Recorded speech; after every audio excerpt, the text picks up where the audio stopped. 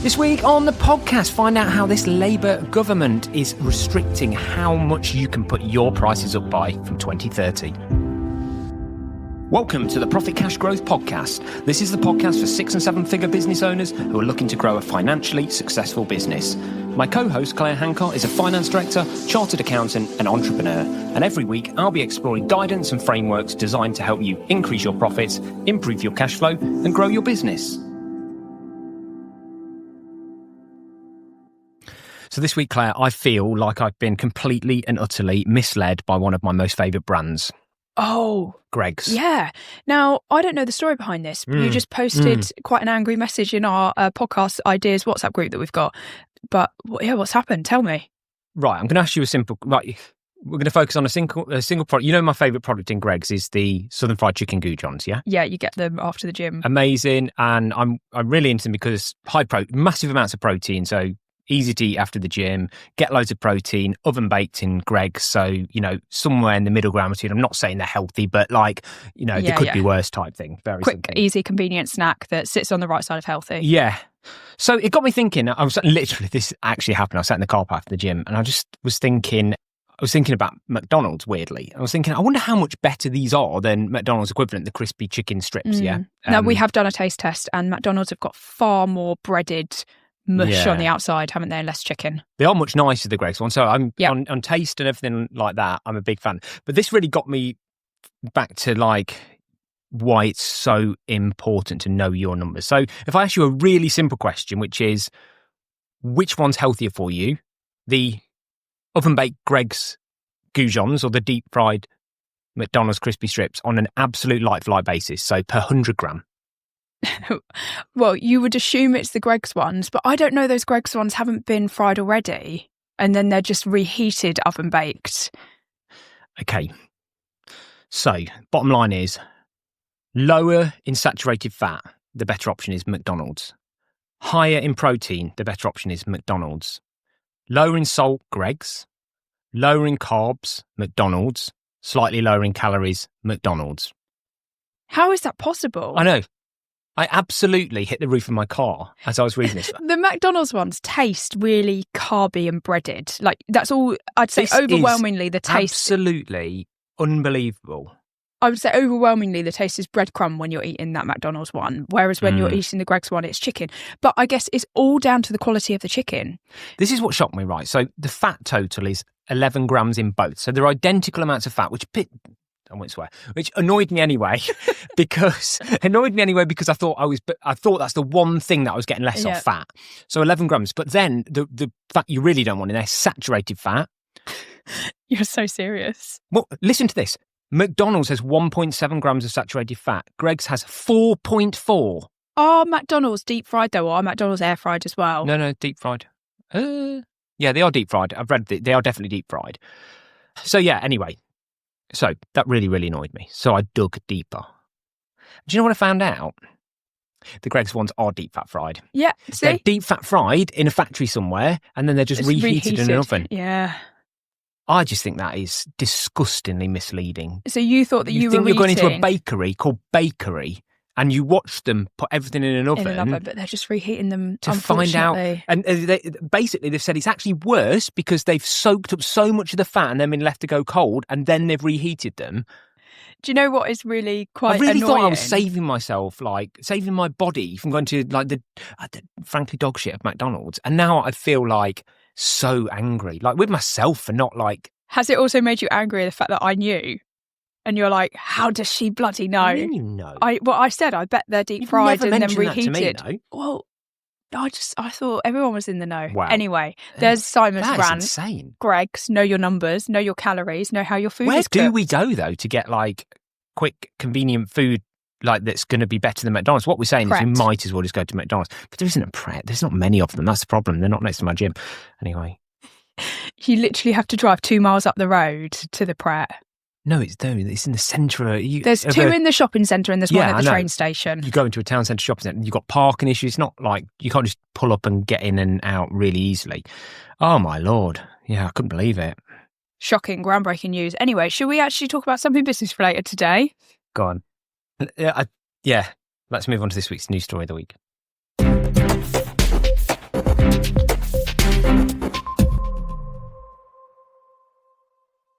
So this week's news story of the week is, this has been hidden and buried a bit, and I saw somebody talking about this in detail, and the more I looked into it and the more I understood it, the more I realised that this is going to be absolutely massive for everything in our economy in the UK, but it's going to really affect business owners. So it's something I thought we should bring to the podcast. We're going to do the news story and we're going to do a bit of a deep dive around it as well. And the story is that the government have effectively passed law to recalculate how RPI is going to be calculated from the year 2030.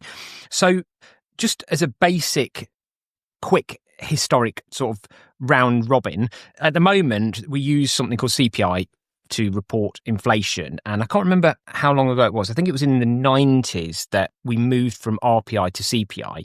And effectively RPI doesn't really even exist anymore, but it is still a metric that's used extensively. It shouldn't really, because we moved to CPI, but bizarrely, as you're probably aware, lots of contracts and things linked to RPI. And the simple reason for that is that whatever calculation they use for RPI throws out a number that historically comes out about on average 1% higher than CPI, which is our standard metric of inflation that you hear on the news and various other things. Should we actually explain what these are? Yeah. Do you want me to do that now? Yeah, if you want. So, just so everyone's on the same page as Simon, RPI stands for Retail Price Index, okay?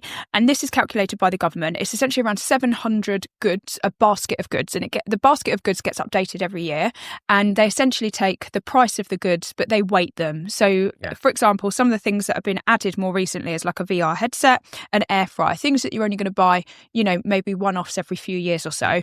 But then other things that you might be buying more frequently, such as gluten-free bread or pulled pork, which have been added, they're going to have a higher weighting because you're going to be buying them more frequently.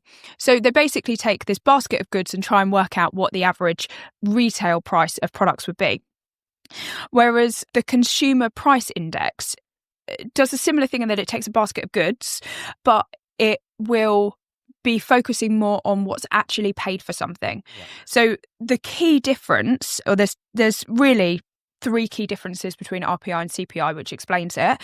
So the fact that RPI takes the average price rather than what's been paid. Secondly, RPI includes mortgage interest, whereas CPI includes the actual cost of owning and maintaining a home. So recently, over the last couple of years, when we've seen interest rates go up, that's one of the reasons why RPI has gone up so rapidly, because as soon as that interest rate change happens as soon as an interest rate change happens, it impacts RPI, whereas CPI is taking into account more what people are actually paying. So where somebody was on a 5-year fix, they're not going to see any price change for 5 years. Are you sure that's CPIH, though? CPI strips out that was housing. What we were talking about. No, I've not talked about. So just so and you're then finally, CPIH applies to all households, whereas RPI takes out any pensioners and people that are living off benefits. So it takes out the bottom end of the market, which doesn't take into account that actually the bottom end of the market prices tend to go up slower than at the higher end. Yeah. So effectively, you've got this RPI measure, which was kind of swapped for CPI. You've got CPI, which is standard inflation, which basically doesn't include housing. And then you've got CPIH, which is the same as CPI, but includes housing costs and is generally higher, because generally housing costs have been higher. So that's kind of the metric of where in a nutshell. Yeah.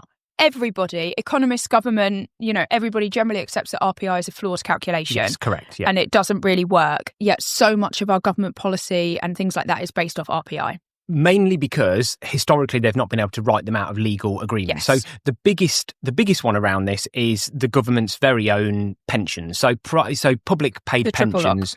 Not just the triple lock, but things like if you're a police officer and you get paid a pension, lots of them are linked Final into salary RPIs and things like that. So one of the biggest motivations as to why the government will want to move from RPI to CPI is because they would their pensions, the public pensions would grow by less than 1% less every single year, basically. It saved the government a fortune over many, many years. So there's obviously a big benefit and reason for doing it. It also affects sort of defined benefit pensions and lots of other things that generally cap the increases coming into the government. But this makes a big difference because there are lots of personal and commercial opportunities, threats and things that are still heavily linked to RPI. And the reason that lots of commercial contracts have linked to RPI is simply because it tracks 1% better. So they just pick the metric that gave them the best increase. And you see lots of this in the news with things like phone contracts and things like that, because they're linked to RPI. So that's the kind of news story of the week, is that this is coming and it's going to go into law from 2030 and there's lots to plan for. This is a big deal for the pension industry, but we're just going to go through a bit of a deep dive about how this might affect you as business owners, aren't we? Yeah. Let's move on. So, opportunities and threats. Yes. For RPI. So essentially what we're saying is that anywhere where you've got something in a contract which has a mandatory annual price increase, at the moment, the vast majority of contracts reference RPI. They do. Which is 1% higher than essentially what it will be moving forward after 2030. Yeah. So probably the biggest opportunity, let's talk about some of the benefits of this. Okay. What have you got there, Simon? Well, it's not an exhaustive, but just to whet people's appetites as to where a lot of these RPI things are. So commercial leases and rent reviews, supplier and maintenance contracts, utility and service agreements are all RPI, long-term client contracts. So these are all the type of things that are out there, and they all have these generally embedded in them. Even when you start thinking about maybe bigger organisations, but, trade unions do affect some smaller organisations too, trade unions. Yeah. A lot of you look at what the doctors are demanding, the junior doctors, in terms of pay increases. So they're all talking about RPI and how they're underpaid because of RPI. So even from that perspective, pay increases and things like that, generally we do link to inflation somehow. Yeah. So if we go through the opportunities then, Claire. Yeah, so essentially, anywhere that you've got a contract where you have a mandatory annual price increase, well, that price increase is going to be lower moving forward. So there's loads of benefits. Like Simon's just rattled off quite a lot: rents, rates, utilities, telephone bills. So if you're a tenant, this is great news, because at the moment your rent generally is linked to RPI, so effectively will run 1% lower every year. So over 5 years, you've saved yourself 5%. Yeah, so the costs. Anywhere where you're buying, you're going to be saving costs. So actually, quite a lot of benefits for this. Yeah. Fair to say. But what's the downside, Simon? I'm just looking at the other opportunities as well. So, I mean, one of the opportunities that's been suggested is that obviously this is a good opportunity to look at old contract wording that you've got, to, wipe the deck clean, to redraft things, to get clarity and modernise your current processes that are perhaps historic. That's what the government are using this for, to kind of wipe the slate clean and start again. Also, things around strategic price reviews. So again, just, looking at how they fit into your forward-baked contracts, really. Well, I think there's two things, isn't there? There's the pros, which is anywhere that you're buying, you're going to essentially see less annual increase. So you're going to be better off. But the downside is if you have that written into any of your customer contracts. So if you own property, if you are renting something commercially to somebody else, so anywhere where you've got income coming in, you're essentially not going to be able to put your prices up as much. Yeah. So for some people, this is going to be a benefit. For other people, it's going to be a draw side. In my business, we don't have any sort of RPI or CPIH clauses in our contracts. We just say that we will apply an annual price increase, and that's at our discretion to do. But for a lot of people, it does stipulate what price increase they'll apply. Yeah. And so from that perspective, if you're looking more from the sell side, potentially your annual revenue is going to not increase as much as it has done in prior years. So the thing you need to do is that from 2030, you need to understand that at the moment, when you pick out the RPI, you pick out a nationally published figure and you simply go with that. Obviously, that figure is going to be calculated at about 1% lower. So it's an opportunity to say, between now and 2030, do you want to rewrite some of those contracts? Maybe you want to link it simply to 5% a year, or simply to a number that is, more in line with what you want to achieve from those increases, rather than letting this particular number do the driver. It really does depend on what you're selling as well. So, like my business, where I'm selling like an unregulated service, I can pretty much, obviously you apply commercial judgment to this, but, if somebody isn't happy with the annual price increase that I apply, they can very easily go elsewhere. No problem at all. But if you look at something like, if you're, I don't know, maybe you're like a telephone provider and somebody's locked into like a 3-year contract on a mobile phone or something, they therefore can't easily go somewhere else. So that's where actually your price increases are regulated as to what's stated in your contract, and largely out of your control. And I think that's the main thing here, is like a business like mine, I'm completely in control of the increases that I apply. And it's within my power. But if you're in a regulated industry, somebody else is dictating now the annual price increase, and your annual price increases are by default of this change going to reduce. So that's the scariest thing here, is that your annual growth is going to be restricted, and there is absolutely nothing you can do about it. The key is making sure that you don't have indexation mismatch, isn't it, between supplier and sales contracts? Because if you've got one on RPI and you've not reviewed that, and you've got one on CPIH or something like that, then you have an issue. I mean, I don't think it's massive for our audience, but employees with defined benefit pension schemes that are tied to RPI, that's good for them because they'll see lower obligations, but it's potentially going to cause it could cause quite a lot of employee discontent but so defined benefits are like your old school final salary payments. The vast majority of people will be on defined contribution now, where you pay a certain percentage every month of their salary, and then they invest that in a pension pot as they wish, like Nest typically, or Aviva, that type of thing. So I don't think many people will be on defined benefit pensions anymore. But yeah, even in terms of like thinking about who your demographic is, who you're selling to, and how they're going to be impacted by this change. If you're selling to pensioners, for example, this is huge. Or if you're selling to people that, like, I don't know, if you do a lot of work for a big organisation like 3Mobile, it's like all of a sudden their annual revenue is going to be reduced by this change. So what impact does that have on you further down the supply chain? I mean, the interesting thing is that do you feel like that this particular policy is just another policy that favours governments over businesses? No, I think, to be fair, I'm actually quite looking forward to this change, because I do think... Looking forward to it? But I think that this... Why? Because they're telling us that prices are going up, like RPI is at a certain rate, and doctors and...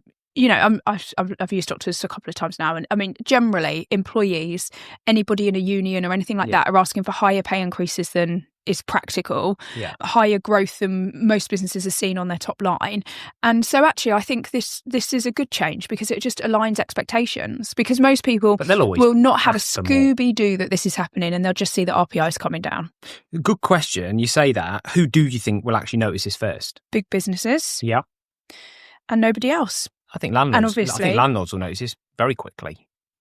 Well, it's interesting. Commercial landlords will have everything nailed to RPI in terms of their rent roll, won't they? Yeah, that is true, actually. Yeah, commercial landlords. Who, most of those are owned by pension funds, aren't they? So I think they'll be the first ones that will really, really notice it. So what do people need to do? The action plan, Simon?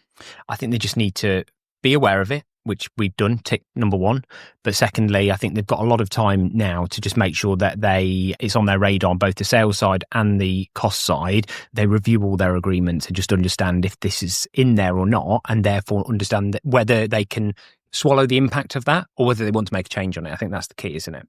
Yeah, I think have a look at what's written in your sales contracts. Probably most of us have got a clause in there that we've never really looked at, if you're honest about the situation. Yeah, absolutely. It was probably your T's and C's that you had written years ago and you haven't reviewed since. So, maybe it is a good chance to get them reviewed now, with this change in mind not coming in place for a couple of years. You've got plenty of time to do this, but really act now so that it's not a shock to you in 2030 and you're really prepared. I think what you've got to be mindful of is around 2030, big organisations and lots of people will start reissuing contracts to update the wording. Yeah, and so don't be surprised.